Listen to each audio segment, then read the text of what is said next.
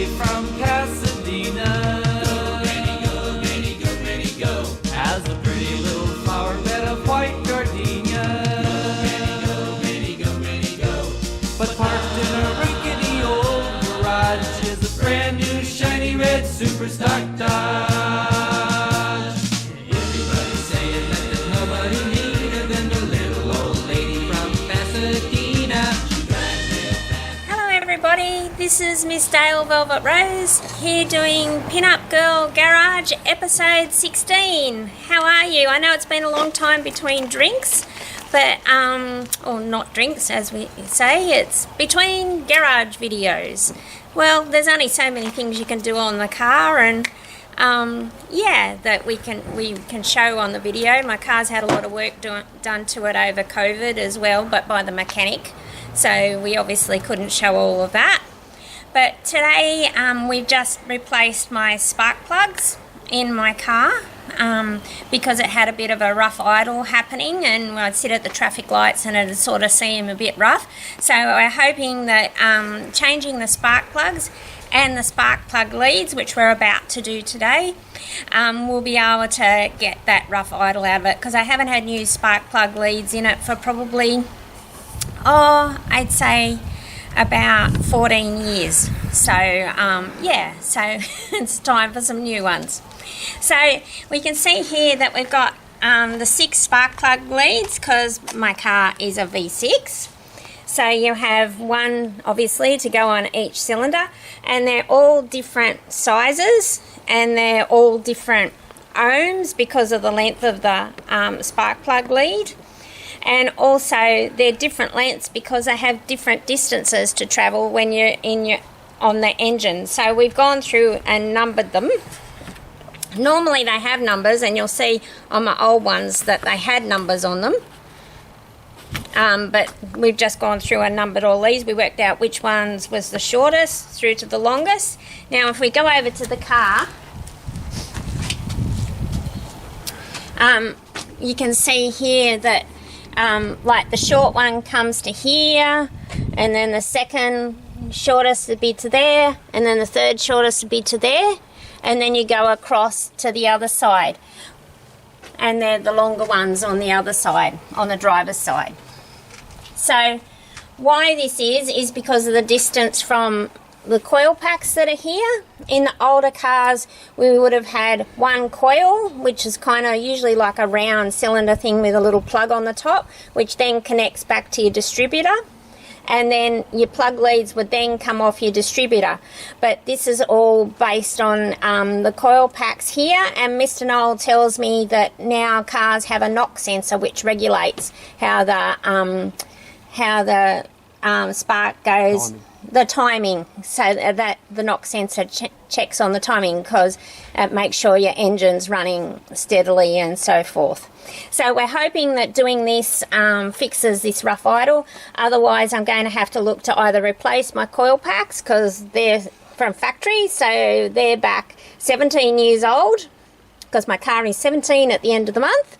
And then other than that, we might have to replace a chip and a module at the bottom here, which might be also a bit worn out, so because it also is factory. So we've taken the airbox out here to make it a bit easier, just the top and the inlet here, so to make it a bit easier to grab hold of.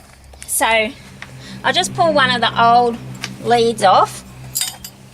And with these spark plug leads, you can see it's got like a little spring inside. It's a bit different to the old school leads, which just kind of went on pretty easily. But these ones you kind of have to push on and then push again. Otherwise it makes it miss because the lead's not on properly, because it's quite deep. You can see into the lead there. It's quite deep in there. And we've also got this little clip that we've disconnected here from this little holder, which helps it to hold the spark plug leads away from the manifold, from my extractors here, because if your lead goes down on the extractors, it'll like melt or affect the well, it will after a while eat into the wiring, and that would be no good either.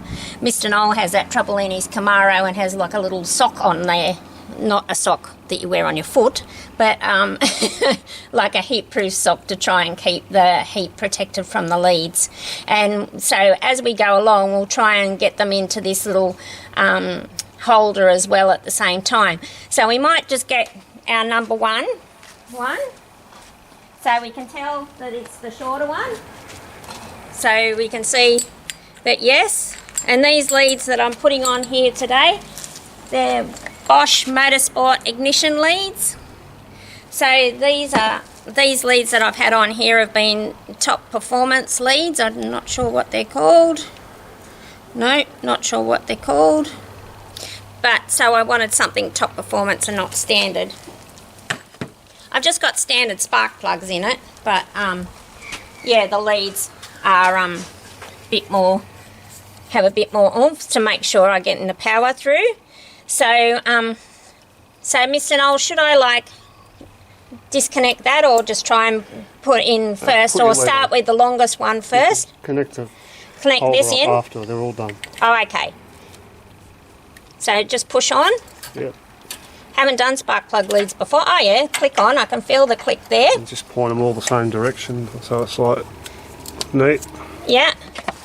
So, I pop it, just rest him on the spark plug so I don't get in a knot, and then we can push them on later. Lock them on. Yeah. So then we're going to like lift this guy up. And next lead is going to be number 5. Number 3. Number 5, isn't it?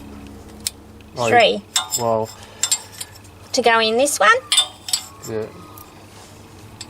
So the numbers on here are also your firing order, and that's why it's coming off your, so yep, we're picking it up from up here.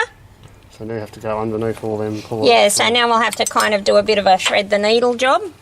So we'll pull him off so we can check to make sure we've got the right size lead. So we've got to thread him back through. So we'll come over here. And hopefully it's the second one here that we've got. And yes, that looks cool. So we can pop him down. So what we might do is thread him up through here first. And click him on. There he goes, clicks on. And now we might bend him down here a bit. And put him on the... Okay. What have I done? Go under that one so that's not in your way next time. Oh, okay, yep. I can get him. Oh, yeah, because it would have been in the road when I pulled the next one off. So we'll just rest him there. So our next one here is number 5. You can see how they got the numbers on there. Whoop. Just put that up there somewhere. And you can also tell, see on the coil pack, how it's got the numbers. So that's how you know. Whoop. And I've lost it. Oh, phew, saved it. And I haven't got my guard on there. I've got my nice little guard here that I should have on my car. It's no good with it way over here.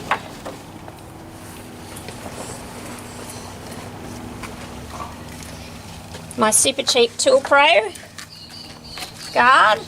My guard when I'm leaning across, but you'll notice that I don't have any buckles on. I didn't wear a belt today because I thought I don't want scratching my car.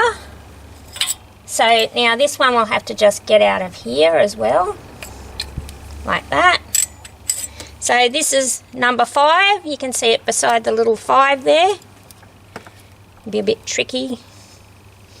Get the fingers in. Got him off. And now we bring him over here and make sure he's the next longest, which in theory it should be. Yep. So we're all good. And we'll thread him up under here again. Whoop, tied in there. Push him on. There he goes, click. Should I go underneath this one? Just next to it. Just next to it? We'll fix that, tidy him up in a minute. Okay, so we'll do that. So will we do the other side first and then do the tidying? Okay, so we'll go over the other way. Yeah. You're going to have to get some wire cutters and cut that zip tie off that sleeve. Oh, okay. Well, we might do that and come back, will we? Yeah. So we're just going to cut this little, we've got a zip tie down here, and we need to get this little sleeve off through the middle here. So we're just going to clip those off, and we'll be back in a minute. So this side over here is going to be a bit tricky, because we've got to go, see here, in here, we've got this like, we've got this little plastic sleeve that they all have to go in it. It's like a protecting thing, and also to stop them from going all over the place. Because we've got the fuel rail sitting here, we've got the alternator here, our thermostat here, and we've got to come through here as well as not bump any of the wires that are like sitting here as well, that are connected to the alternator and so forth. So what we've got to do is we've disconnected these off here, so that hopefully we can feed it back through like a snake, like here, hopefully. Hopefully my little hands might get it through okay.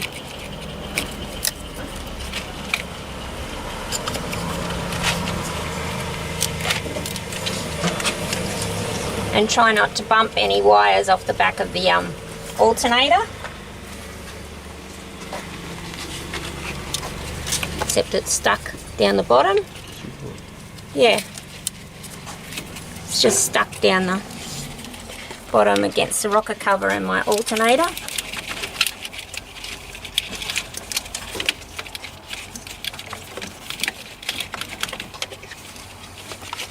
Just get one out of the time if you can.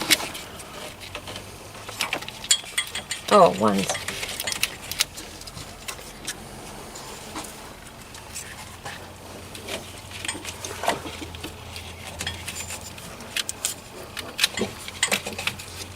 Oops. So tricky. One came out okay. Now one's sort of stuck in there. Push back in, try and turn it. I'll have to stop this.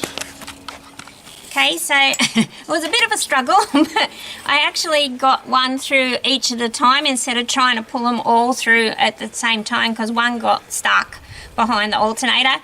And Mr. Noel just reminded me when we were doing that is you don't put anything metal at the back of the alternator, because you still got power connected back to the battery and it could arc out or electrocute you, and you don't want that. So we'll just take it all out of the clip here. This one's rather sharp because it's broken a bit. And so we'll get this little snake over here. Stop. Right, so we got them all out of there, which was a trick in itself. And what we did also was make sure we knew which were staggered. So the 6 being the longest, and then the 4, and now I'm up to putting the 2 in. And when we first started to try and work out how to put them in, that was a bit of a trick in itself, and we're thinking, oh my goodness, this is going to take us forever. But then Mr. Noel worked out this really cool trick that when you just get it started like that, and then you make sure you have it going the right way, because you don't want to have this plug going matching up with that one, because as Mr. Noel said, I'll be doing the rest of it. So you just bend it, and in theory it should go in, but it's being a little bit tricky. And you push your thumb down and just bend it like that. It's almost like putting elastic in pants or a skirt or something.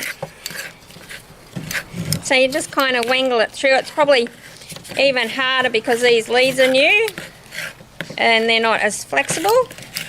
But also they're probably, I don't know, might they be a bit fatter than the old leads that were in there?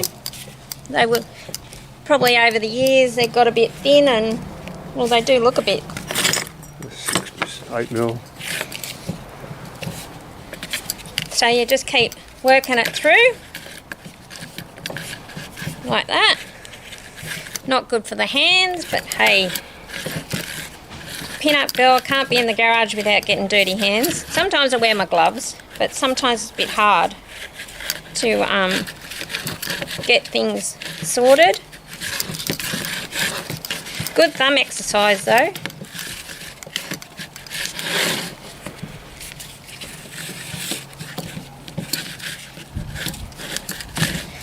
There it is, it's going in. Oh, it's a bit bent there.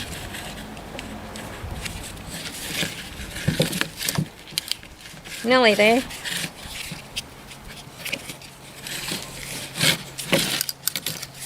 It's probably working the leads a bit too, which hopefully might make them a little bit easier to get through.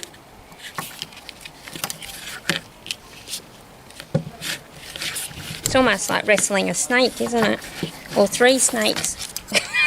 Not that I've ever done that.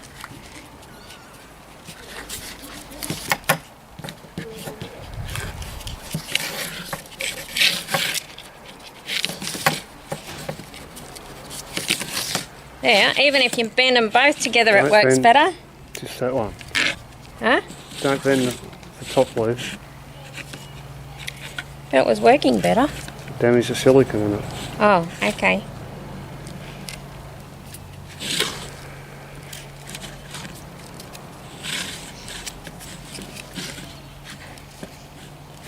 So they're not made of wire, they're made of silicone. Oh, okay. They weren't always like that though, were they? They used to have like copper wire and stuff in them. Just to make your own leads. Yay! No, stop. Okay, so we had lots of fun trying to get this through here. Miss and I ended up rigging up a little, we had a plastic piece of insulated, like string kind of thing, and we ended up connecting it to get through because it had to get right under here, and with the 3 new spark plug leads that wouldn't bend very easily, made it quite difficult, so we had to go across there. And then what we also noticed was that some of the numbers we'd written on that end had rubbed off, and then once we put it into the little sausage thing here, that we didn't know what the other end was. So note to self, next time we do it, you number either end, because we'd taken all 3 out, then we didn't know which was the firing order. So I went and got my trusty Commodore workshop manual and worked out the firing order was 246 on this side and 135 on that side. So we had that side all sorted, but this side was a bit tricky. So now we've put it in, and it's really hard to get things back through because one of the leads is a bit tight on the 4, but hopefully as it gets a bit older and a bit warmer, we might be able to get it to move through. But this like sausage skin here is like a nightmare trying to get things through. So we started it, and it runs okay. I'll go and start it, will I, Mr. Noel? So they can see we're not telling fibs.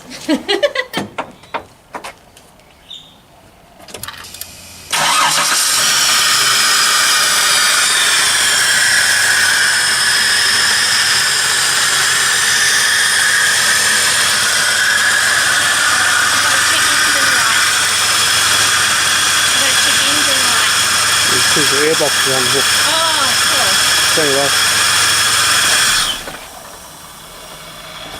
Because we've got the airflow sensor disconnected. oh, yes. And also, of course, you make sure that the car is out of gear or in park if you're working on an automatic before you start it, because you don't want it running over anybody or running away.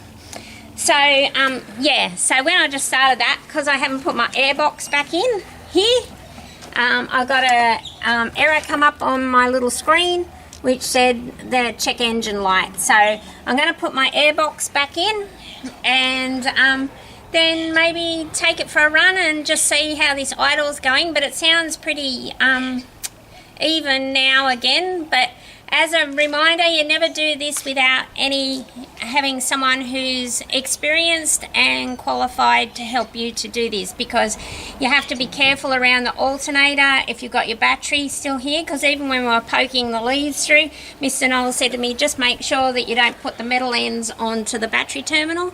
So there's a whole, even though you think, oh, it's just spark plug leads, there are other things that are live in here that you need to make sure you're avoiding.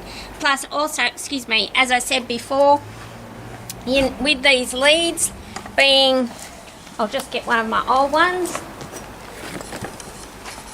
having the little springy bits in there, you kind of like push it on and then give it another push. And if you don't have it on there properly, you'll notice that your car starts missing and you'll hear it running really rough. Because I remember I took it to the mechanic once and I kept saying to the guy, oh, my car's missing. But see, they just take it for a little quiet run around the block. But when I drive it a bit harder than that, and I noticed it was missing when it got up around about 3,000 revs. So, yeah, so you just have to make sure that it's on properly, because also you don't want it jiggling off as you run down the road as well. So, hopefully I've solved my problem now, and I don't have to replace my modules. But, yeah, so we'll go from there and see how we go. I was meaning to do this a couple of months ago before we raced, but we haven't raced for a while, so I thought, oh, I need to do it anyway because it was really starting to run really rough. So, okay, so there's the end of Pin-Up Girl Garage for today. I'll catch us all later. Enjoy your cars. See you. Bye. She's the terror of Colorado Boulevard. It's the little old lady from Pasadena. If you see her on